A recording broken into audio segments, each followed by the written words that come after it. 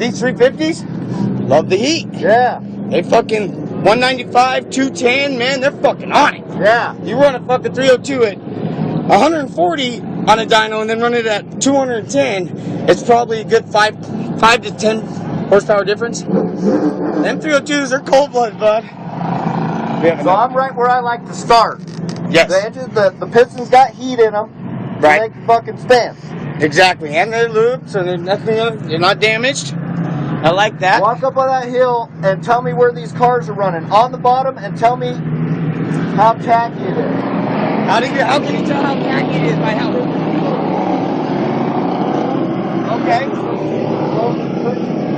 Okay.